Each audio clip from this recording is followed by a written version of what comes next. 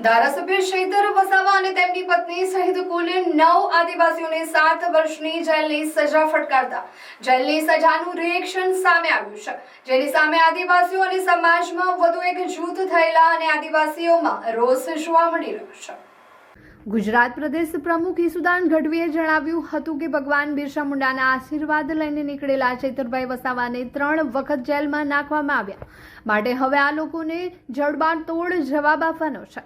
આજે અહીંયા ઉપસ્થિત થયેલા 1 લાખ લોકોને જોઈને હું સમજી ગયો કે શા માટે ભાજપ આદિવાસી સમાજને જાગૃત થવા દેતું નથી, કારણ કે ભાજપને ખબર છે કે એક ચૈતર વસાવા જાગૃત બનીને ભણી ગણીને અને ધારાસભ્ય બનીને ભાજપની ઊંઘ હરામ કરી શકે છે।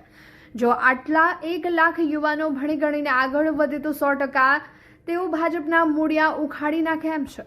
મેં ગઈકાલે ધારાસભ્ય ચૈતર વસાવાના ધર્મપત્ની વર્ષાબેને કહ્યું હતું કે તમારા પર જે જવાબદારી આવી પડી છે એમાં તમારે ચિંતા કરવાની જરૂર નથી, કારણ કે આમ આદમી પાર્ટીના એક નેતાઓ અને કાર્યકર્તાઓ તમારા માટે ભાઈ બનીને ઊભા છે। ચૈતરભાઈનો ગુનો શું હતો?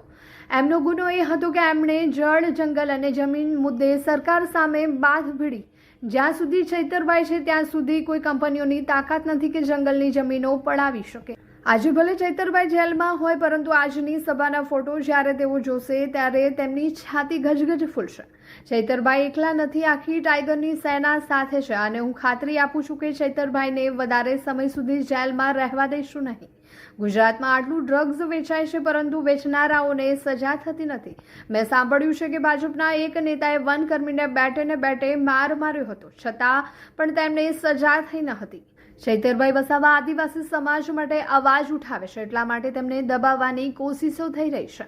હું અમારા વકીલોની ટીમો સુપ્રીમ કોર્ટ અને હાઈકોર્ટ એમ તમામ જગ્યાએ ગોઠવાઈ ગઈ છે। બસ હવે આદિવાસી સમાજે એકતા જાળવવાની છે, કારણ કે મેં ગઈકાલે સાંભળ્યું કે આદિવાસી સમાજમાં ભાગલા પાડવા માટે ભાજપના નેતાઓએ ષડયંત્ર રચ્યું છે।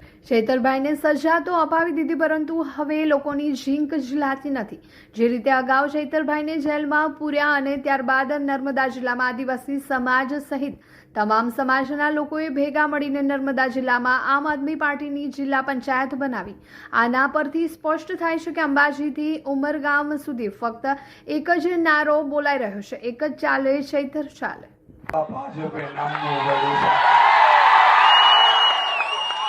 તમે કલ્પના કરો આપણી એકતાની તાકાત। હું ગઈકાલે વર્ષાબેનને મળ્યો હતો, અમે ઘરે બેઠા હતા। વર્ષાબેનને કીધું, વર્ષાબેન મોડા તો નથી પડ્યા, કારણ કે તમારા ઉપર આખું આજે વજન આવી પડ્યું છે। ચૈતરભાઈને જેલમાં નાખ્યા, એમના પરિવારને જેલમાં નાખ્યા। વર્ષાબેનને કીધું કે તમારે ચિંતા કરવાની જરૂર નથી, એક આમ આદમીનો સૈનિક એક ભાઈ તરીકે તમારી સાથે ઉભો છે।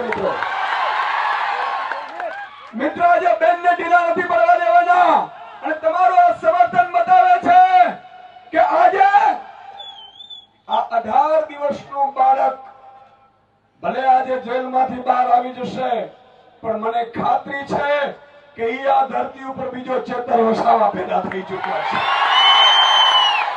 જ્યાં ચૈતરભાઈ વસાવા સાહેબ આદિવાસી સમાજને જાગૃત કરતા હતા, એનો ગુનો શું હતો?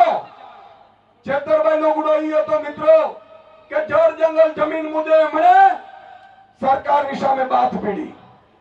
આદિવાસી સમાજના દાખલાઓ સામે જે રીતે ગડબડ ચાલતી હતી એ મામલે અવાજ ઉઠાવ્યો, શિષ્યવૃત્તિના મુદ્દા ઉઠાવ્યા। અને મિત્રો અનંતભાઈ અને ચૈતરભાઈને મને ખબર છે આ લોકો ઉપર શું કામ પ્રહાર કરે છે ખબર છે? આજે હું ખુલાસો કરવા જઈ રહ્યો છું, બધા લોકો રેકોર્ડિંગ કરી લેજો મિત્રો।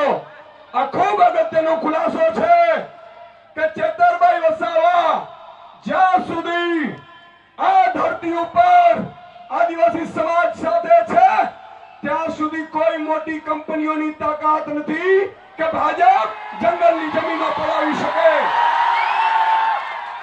એટલા માટે ચૈતરભાઈનો કાંટો કાઢી નાખવા માટે સરકાર ઉપસ્થિત થઈ છે મિત્રો। એને ખબર છે મોટી મોટી કંપનીઓ, જેમ તમે જુઓ છત્તીસગઢમાં મોટી મોટી કંપનીઓ આવી ગઈ જંગલોમાં। મિત્રો આ લોકોને ખબર પડી ગઈ કે ચૈતરભાઈ જ્યાં જાય છે ત્યાં 10-10, 20-20 હજાર આદિવાસી યુવાનો ભેગા થઈ જાય છે। ચૈતરભાઈ કહે છે એ વાત માને છે। અને એટલા માટે જ મોટી મોટી કંપનીઓને જો લાવવી હોય, જંગલો ઉપર પોલીસ ઉતારીને તમને ભગાડવા હોય તો તમારી એકતાને તોડવી પડે.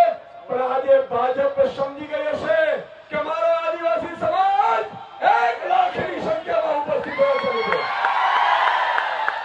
મિત્રો, આજે ખરેખર છેતરભાઈ જેલમાં એને એમ થતું હશે કે ભલે હું જેલમાં ગયો, મારા સમાજ માટે ગયો, મારી સમાજની જળ જમીનના મુદ્દે ગયો, પણ મિત્રો આજે આ સંખ્યાના ફોટા જ્યારે બીજે દિવસે છેતરભાઈ વસાવા છાપામાં જોશે જેલમાં, ત્યારે એની છાતી ગજગજ ફૂલાશે.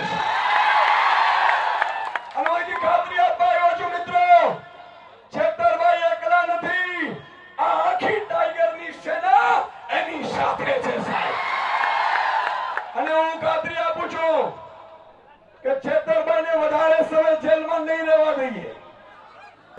ડાંગ જિલ્લામાં ચારો તરફ કંપની થર્મલ પ્રોજેક્ટ, ફલાણો પ્રોજેક્ટ, ઢેકણો પ્રોજેક્ટ, આ તમામ પ્રોજેક્ટના નામે આદિવાસીઓને ઘર વગરના, જમીન વગરના, શિક્ષણ વગરના, આરોગ્યની વ્યવસ્થા વગરના કરવાના ષડયંત્રને રોકવાનું કામ કર્યું કોણે?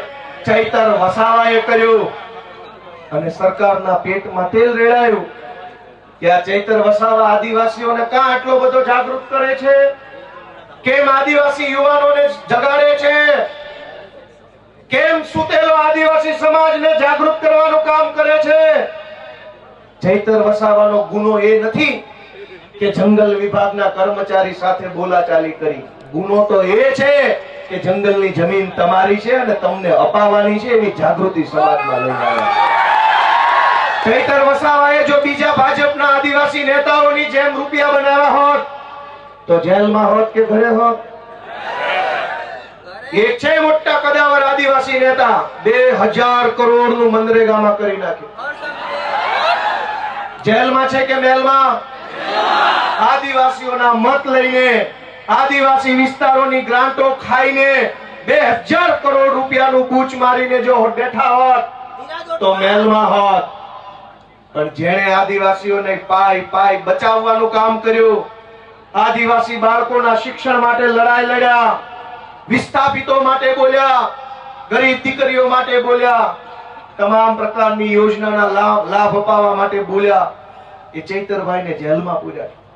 વિધાનસભામાં આજની તારીખમાં જેની ઉપર ગુજરાતની હાઈકોર્ટે આદેશ કર્યો હોય કે આ ધારાસભ્યો પર બળાત્કારની એફઆઈઆર નોંધો, જેની ઉપર બળાત્કારની એફઆઈઆર છે એ આજે વિધાનસભામાં છે. આજની તારીખમાં ધારાસભ્ય છે, જેલમાં નથી, બળાત્કારના આરોપી. જેની ઉપર મનરેગા કૌભાંડનો 2000 કરોડનો આરોપ છે એ વિધાનસભામાં ધારાસભ્ય થઈને બેઠા છે. જેની ઉપર જમીનો પચાવી પાડવાનો કેસ ચાલે છે 200 કરોડનો, એ અત્યારે ધારાસભ્ય છે. ગુજરાતના તમામ ચોર, લુચ્ચા, લફંગા, લબાડ, તોડબાજ, બળાત્કારી, ભ્રષ્ટાચારી, હંતા કરનારા બધા જ લોકો આલીશાન જિંદગી જીવે છે. અને એક મામૂલી ગુનાની અંદર ચૈતર વસાવાને 7 વર્ષની સજા. 7મા ધોરણમાં ભણવામાં આવતું કે દેવડીએ દંડાય છે ચોર મુઠ્ઠી ઝારના, ને લાખ ખાંડી લૂંટનારા મહેફિલે મંડાય છે. કરોડોના કૌભાંડ કરનારા લોકો વટથી ફરે છે અને આદિવાસી સમાજ માટે લડનારા ચૈતર વસાવાને જેલમાં પૂર્યા છે. દોસ્તો, મારી તમને એટલી વિનંતી છે કે લડાઈ બહુ લાંબી છે. આજે આપણે બધા અહીંયા ભેગા થયા છીએ, અહીંયા આકલા પડકારા, જુસ્સો, આમ કરી નાખું તેમ કરી નાખું કરીએ છીએ, પણ સાચું આમ અને તેમ કરવાનું ટાણું છે ને મતદાનના દિવસે આવતું હોય છે. લોકશાહી છે, આમ તેમ જે કાંઈ, અને નર્મદા જિલ્લા વાળાએ તો આમ તેમ કરીને બતાવી દીધું કે જો આમ થાય.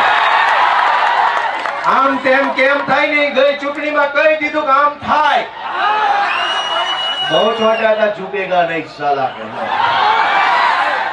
બઠા પાડી દીધા. વડાપ્રધાને અહીંયા સભા કરી, ગૃહમંત્રીએ સભા કરી, પ્રદેશ પ્રમુખે કરી, પણ નર્મદા